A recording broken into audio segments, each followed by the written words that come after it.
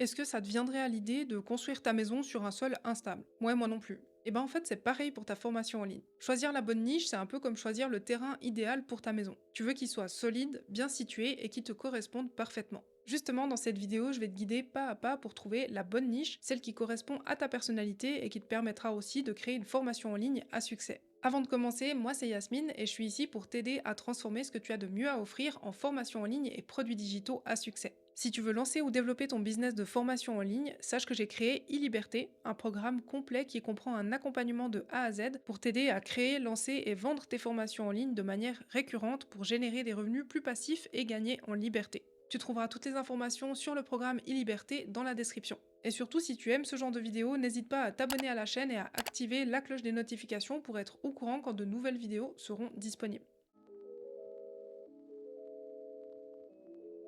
Pour commencer, fais la liste de tes passions, de ton expertise et de ton expérience personnelle et professionnelle. Pour t'aider, tu peux te demander ce qui te passionne et les domaines dans lesquels tu as des connaissances. Ces questions, elles vont t'aider à faire une première sélection de thématiques pour ta prochaine formation en ligne. D'ailleurs, c'est une étape cruciale si tu veux construire un business de formation en ligne qui soit à la fois positif pour toi et aussi pour les autres. Ces dernières années, on a vu émerger plein de soi-disant experts lancer des formations en ligne dans des domaines où on sent qu'en fait, ils y connaissent rien, c'est surtout des bons vendeurs et une fois qu'on prend la formation, moi j'ai des clients par exemple qui ont pris des formations, qui ont été très déçus de voir qu'en fait la qualité derrière, elle n'est pas là. Et on sent que ces personnes ont pris les niches qu'elles ont pris juste parce que c'est des niches rentables et qu'elles voulaient gagner un maximum d'argent. Ne fais surtout pas partie de ce genre de personnes et vraiment base-toi sur toi et tes connaissances et ce que tu aimes dans la vie et les connaissances justement que tu as envie de partager avec les autres pour trouver ta niche et t'orienter pour trouver la bonne niche pour toi. Bien sûr, on veut créer une formation qui à la fois nous plaise, mais qui aussi va être rentable. Pour ça, la deuxième étape pour choisir une bonne niche, ça va être de faire une étude de marché. L'objectif, ça va être de compléter la liste que tu as commencé à dresser.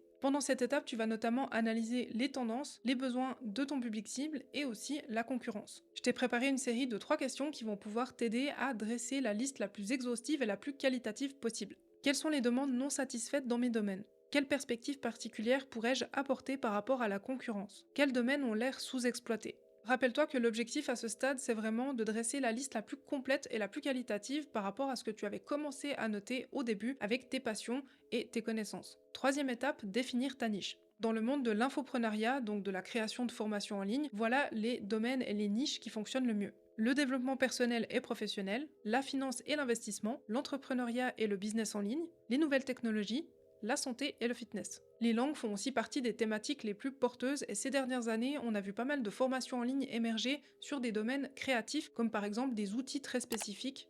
Typiquement, moi j'ai pris une formation il y a quelques mois sur l'outil Procreate qui permet de dessiner sur son iPad. Tu l'auras compris, le potentiel il est illimité. Peu importe ce que tu aimes et le domaine dans lequel tu es, tu vas pouvoir te positionner avec une formation en ligne qualitative qui va te permettre de générer du chiffre d'affaires de manière plus passive. Mais alors, comment déterminer précisément la niche qui te correspond le mieux dans tout ça? Les meilleures niches pour toi, elles vont se trouver au croisement de 3 éléments. Tes passions, tes compétences et les besoins du marché. Pour donner toutes les chances de succès à ta formation en ligne, je te conseille toujours d'adopter un angle unique, une perspective un peu spéciale qui t'appartient ou de segmenter très précisément ton offre. Par exemple, si tu es dans le domaine de la nutrition et que tu veux créer une formation en ligne sur le meal prep, imaginons, au lieu de créer une formation large qui va pour les hommes, pour les femmes et pour tout type de personnes, les personnes âgées, etc., tu vas te concentrer sur vraiment un segment de la population. Tu pourrais par exemple te concentrer sur les salariés qui n'ont pas beaucoup de temps pour faire leur repas, mais qui ont envie de manger des repas faits maison et donc qui cherchent un moyen facile d'apprendre à faire la cuisine et de préparer à l'avance leur repas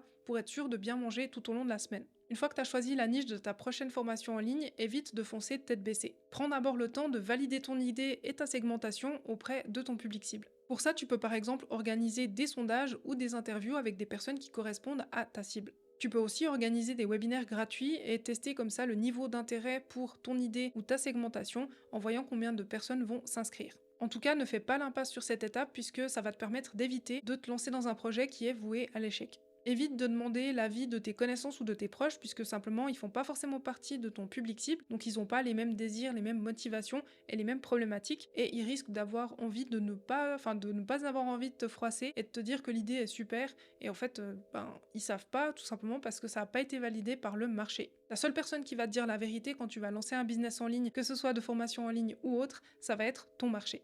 Une fois que ta niche est validée, tu vas pouvoir affiner ta proposition de valeur.